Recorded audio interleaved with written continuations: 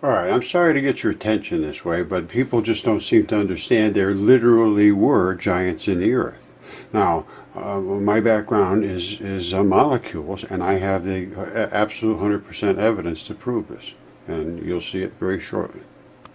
All right, I'm showing you this because I just wanted to let you know that I feel qualified to speak of this. I was in the semiconductor industry, and all this stuff is about semiconductors and the way molecules bond and all this business. And I mean, I still refer to this stuff today. This is not something that I don't understand. I understand this deeply, and there's a lot of information here, and it's all deeply packed with formulas, and I mean, there's nothing here that you're going to figure out in a couple of minutes. Now, my point is that when I studied all this stuff for the way molecules concentrate and semiconductors form, I realized that things were not as we were told about the matter that's in the ground and everywhere, literally. So I work with molecules and atoms, and I feel 100% qualified to speak of this. And the problem I'm having is that there is no one else that's qualified. I get people that say, oh, I'm a paleontologist, I'm an archaeologist, I'm a fossil guy, I don't know anything, I'm a geologist, all I know about is rocks, or everything is a rock, I'm a biologist, everything's a piece of meat. I'm an anatomist, it's all structure, or I'm a chemist, and all I know about is molecules. Well, you have to know every single one of those things to put this together, and that's what I'm going to show you right now. All right, the evidence I have rests primarily on the fact that tendons are literally minerals in your body that are flexible when they're wet, and when they dry out, they turn hard as glass.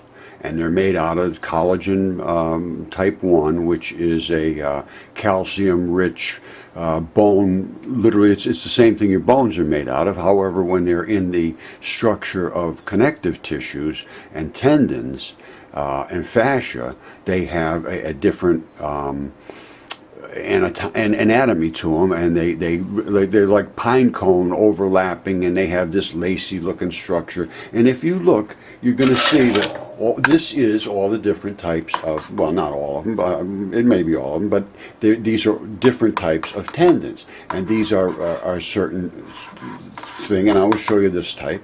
And these are the board style, and they are laminated with this little red slurpy in between, which is the synovial sheath that covers them, so they can slide and they can move independently as like a bundle of cords. These are the flappy ones, like this style here, and they wave and have some bit of elasticity to them. And then there's other types of tendinous, and then it just shows how, and then you have this lacy style. Now, let's concentrate on this lacy one here, because this is what I want to show you. And I'm just going to break right into this and say what I believe is true, and it is going to shock you to your core. Now, if you look and you see this lacy material, these are that calcium-rich mineral white stuff, and then these layers here, you see them? These are the blood-rich investments that supply the nutrition to do whatever needs to be done in that particular organic tissue. Now I'm going to show you a picture of some mountains that are made of the same stuff. And I am saying that the earth is made of giant creatures. All right, now there's exactly the same structure. It's very hard to miss that. It's exactly the same identical structure. These are the same materials.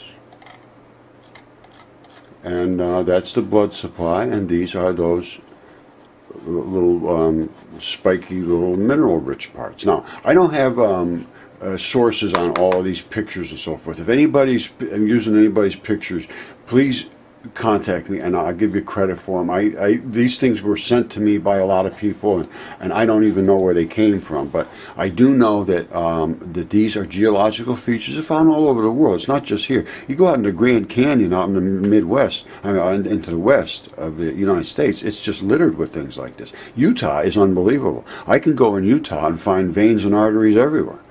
The earth is literally built of creatures. And I'm going to show you something for a little bit of shock value. Hold on a second. Like I said before, tendons are calcium. Calcium is limestone. This is a tendon. That was some creature's foot that went into the ground. They died in the great flood, standing up, and were petrified, tendons only. This is what's called an abrupt transition. You see that flat spot like a pancake? Above that started into the muscle tissue, which deteriorates away. But this is where that abrupt transition, and it is flat as a pancake. And it breaks off there as the tissue converts from mineral, and this would have been the muscle. And I have these in mud fossils. Now, you see these water flows in a regular pattern everywhere? That is the product of arterial blood supply coming up through, I think they call them Haversian canals, up through the bone and the tendinous material to feed it with blood. And the arterial supplies are open, the veins clamp off, so those are not a source of water. But the arterial ones are open because they're blood.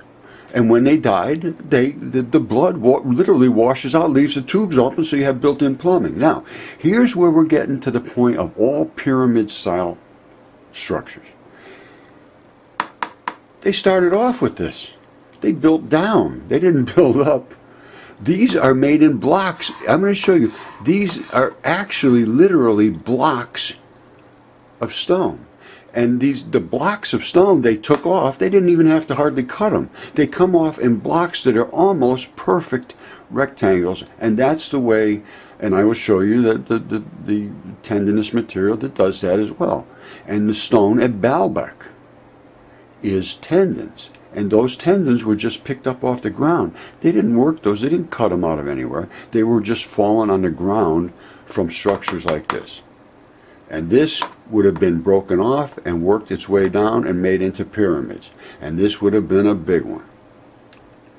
All right, this is what happens inside of a bone. The tendon sticks in, that ball goes right in there that I just showed you a minute ago. And this square block here is not just showing it's square, it is literally a square block. Absolutely square as a block. Now, this right here, you see this purple? This is what they call the abrupt transition. And it goes from the bone material, and as it transitions up, it turns into a fibrous neck, and then it makes a transition abruptly, flat as a pancake, and above that you start into your flexible, it's a different material. You can see it's obvious. They show you here, it breaks here. Now, then they show you the micro shots of it, and you can see it's patterned like this, and all of the stuff you see has that. And they break off in blocks, literally, they break off in the blocks that you see that build everything. And this is made out of limestone. This is limestone. Now there's other limestone that comes out of the ocean deposits. And those are the exact identical minerals that are in the limestone that is in tendons.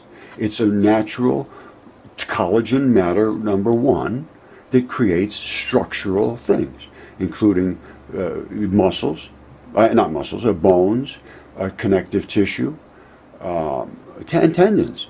And the structural parts of your body. And those structural parts of your body are somewhat elastic as they remain wet.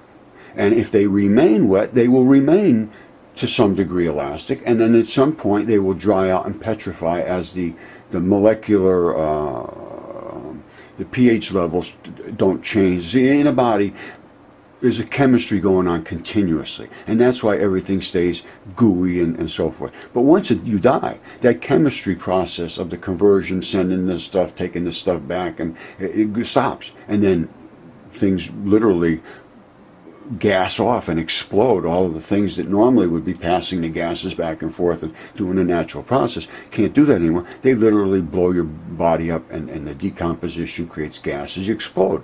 And things push out through the least restricted orifices, which is the arterial orifices, which have no restrictions. They push blood through. Veins, on the other hand, have clamps. They're not allowed to have the blood flow back into the good blood. So it ends up having the arterial blood supply the water in all of these ancient megalithic sites, because it's forced up like an artesian well from below through these arterial tubes. And they flow up through the top, just like you saw in that gigantic tendon, with flat top with the mountain, with the waterfalls falling off. And they fall off in exactly the right places because they feed, well, I'll show you. All right, here's what I'm saying happened. These are Achilles tendons. This is the ball of the Achilles tendon that when they're standing up, that would end up being stuck in the mud. And these are the calcium fibers sticking straight up, and they are fibers. They're little tiny itty-bitty fibers that calcify, they're calcium, and when they crystallize in the petrification process, mineralization, they turn angular and flat like little, well, in some cases, gigantic limestone boards. And they will have this red FeO3 oxidated red blood thin film in areas covering these limestones, because that is what's called SLRPs, leucine-rich proteins that are the synovial sheathing that covers these little tiny fibers, so they can all move independently against each other. They don't glue together, and that's what fascia is.